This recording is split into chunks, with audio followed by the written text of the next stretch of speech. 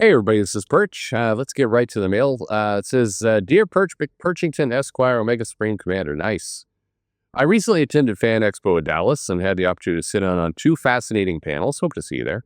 In one panel, David Finch and Arthur Adam discussed why they don't do as much interior artwork anymore. They explained that the real financial rewards are in creating covers, and that the original art market favors covers over pencils or interior pages.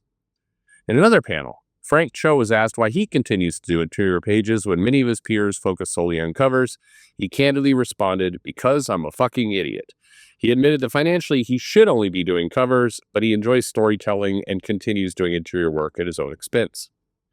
I've heard that a significant issue in the industry is attracting and retaining older, talented artists. Giving these insights from industry veterans is a lack of financial incentive for interior artwork.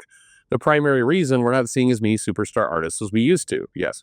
Additionally, why are artists like Dan Mora, Pepe Larraz, and Ryan Stegman able to continue working on series?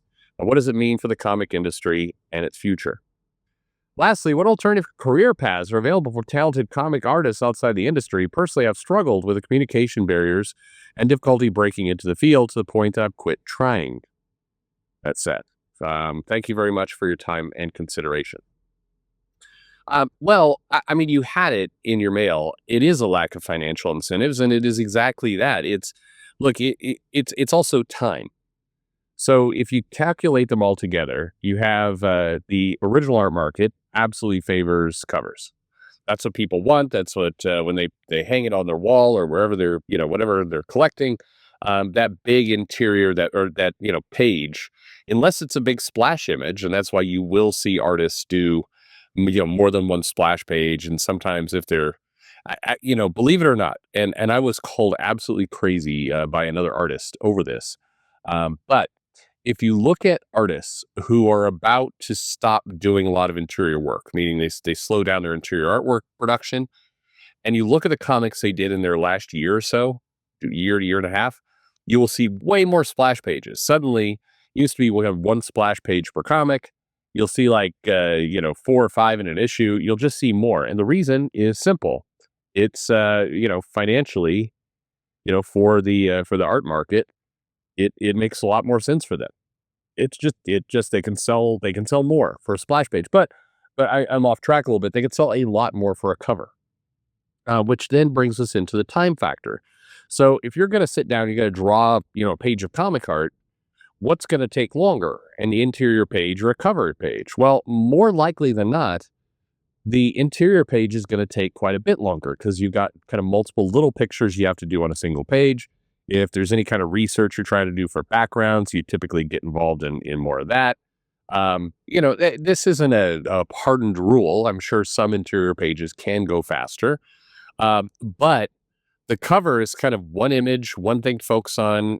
Granted, it's the full page, which is going to take longer, but still, it generally is easier. And I've heard from some artists who do a lot of commission work that once you get into doing kind of a pose, kind of a commission type artwork as a regular part of your job or what you do, then covers get even easier because you're already kind of mentally in that habit and that mindset. So you can just kind of crank them out even faster. So, it's going to take a lot less time to do a cover than an interior page. Okay. And now finally, if you're paid more for the cover, which you are, and I'm going to use a general rule of thumb. If you're paid, say, $250 an interior page, which I've heard some artists getting, which is absurd, but if you're get paid that, and you get paid $5,000 for a cover, all right, quick math, it takes you 20 pages of interior art to get the same as the cover rate. Now, probably somebody getting $5,000 for a cover is getting more than $250 as an interior, but you catch my point. You're typically doing, I've heard this said, the 4 or 6 to 1 rule. So basically 4 interior pages or 6 interior pages to 1 cover page in terms of pay. And if that's the dynamic and the interiors take a lot longer to do and the covers sell more, then it really does get to what are you doing? And I think, there's this middle ground. If you're a very unknown artist, kind of brand new to the picture, you're not making much on covers or frankly even offered covers a lot of the time. And so you don't really have a choice. And then if you become Art Adams, the aftermarket, the original art market starts to become more of the factor because, you probably are enough of a superstar artist that you can demand that, maybe you're getting paid close to the same cover to interior. That certainly can be the case. But when you're in the middle, you're in the for lack of a better word, you're in the uncanny valley of art pay. And so the discrepancy is real. It's taking a lot longer. If you see, and you've heard different artists, you've heard Eric Larson, you've heard Brett Booth, you've heard different people talk about this, and they have different styles and different approaches. But, depending on the quality you're putting into that work, I mean, maybe you can get out 2 pages a day. And even then, I mean, really talented artists, I've heard it's a page a day. That's what they can do. So, all right, it's a month, page a day, 20 pages. That takes up the bulk of the month working every day. You do the cover. I mean, maybe you're out in 20 to 25 days for a comic. And then, your pay all comes from one place. And then when you go to try and sell it, the interior pages, often don't sell. Particularly, and the other thing not mentioned on those panels, because a lot of artists would feel it to bite the hand that feeds them, is a lot of the interior pages are frankly boring. It's like, here's an interior page where the superheroes are standing around a monitor and drinking coffee. It's like that, that's not going to sell well. Or here's 3 pages of setup of a civilian who's thinking about, having a rotten day. I had an artist, I just make it. Yeah, no. Anyway, the idea was that the story had, I think, 6 pages of this guy who, like, his wife was yelling at him, his kids were bratty. He gets in the car, he's stuck in traffic. He gets to his job, he's chewed up his job. It's boring and terrible. And then finally, like, the building gets blown up, half of it, and he's struggling for his life. And Spider-Man comes swinging by and everything else. And imagine you're, Dan Mora drawing that page, and you've got 6, 7, you got a bulk of pages of just the most boring crap, guy stuck in traffic. That's not going to sell. I mean, the only person buying that is some kind of, Dan Mora completist who's going to want that art.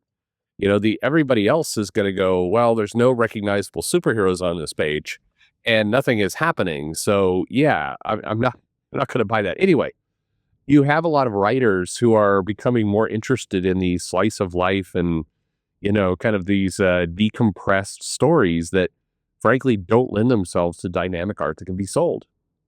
So that's the problem. I mean, right there, that's, in a nutshell, it's the economy. It's not financially in the best interests of artists to keep doing interior work. There is a side effect to all this, is if you stop doing interior work and you only do covers, you're basically banking your career a little bit on nostalgia or long-term comic collectors that remember you from when you used to do interiors. Alex Ross has these painted images that are kind of a different thing, but I love Art Adams to death. He does amazing work. He is not as popular among the mainstream as he was 10 years ago. Another thing some of you could argue with me about, his artwork is still amazing. It's still really great. But, the people who remember him from his interiors when he became really famous are getting older. And, if you believe the comics, journalism market, they're about to die any second. These collectors are pushing 40. So they're about to start dropping dead. No, I'm kidding, of course. But anyway, the younger audience, and this kind of a, snake biting its own tail. The younger audience doesn't know who these great artists are, and there's a lot fewer of them. And so arguably they're a lot less interested in comics, and they're not getting the deep appreciation for the J. Scott Campbells and the Art Adams and, the people like that who do amazing work. So there's a problem here in how it all goes. But this is, unfortunately, this is something that's broken. How do you fix it? You pay more. I mean, bluntly, you pay more. And how do you pay more? You got to sell more.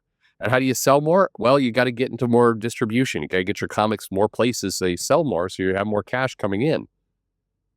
And how do you do that? Well, you strike better distribution deals and you put out, better comics, which means you got to pay more, which means the people who are set up to fix this problem, uh, in all seriousness, are Marvel and DC, who can afford to have less money because they do have a corporation bankrolling them and viewing their products as, marketing at the time. And you have the back library of material that you can reprint and put into trade and other things. So in theory, you could suffer a cheaper margin or to get, better quality art, more distribution, get more stuff out there. I mean, they should be the ones to do it. It would kind of screw the independents if they did, because you'd see these big companies out there who can afford to just make a lot less margin, and that would the indies couldn't keep up. But I mean, since when has Marvel and DC cared about the their indie market anyway? But I mean, they don't largely do it. So how does Pepe Larraz and Dan Moore and those guys do it? They're about to not. Bluntly, I mean, unless there's the Frank Cho situation, some of them will keep doing it because they enjoy it and they love it. But honestly, next 5 years, let's see. My guess is several of those artists will have gone the other direction. Dan Moore feels like he's going for the John Byrne level of just workhorse career. But Pepe Larraz, yeah, I'll bet we see a lot less interior artwork from Pepe Larraz in 5 years. Just a hunch. By the way, again, there's another piece that if you stop doing the interior art, you kind of fall out of habit of some of the work. I don't know if you saw the new Superman book by Dan Slott.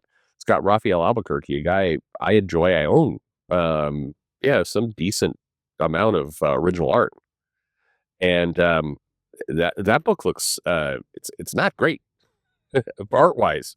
Same thing with Steve McNiven, another guy I own a lot of artwork from, and I think he's incredible. But both of them, the quality of the art has dropped in interiors, and you just wonder, how much of it is I'm getting paid a lot less for this, and I haven't done it in a while. I don't know.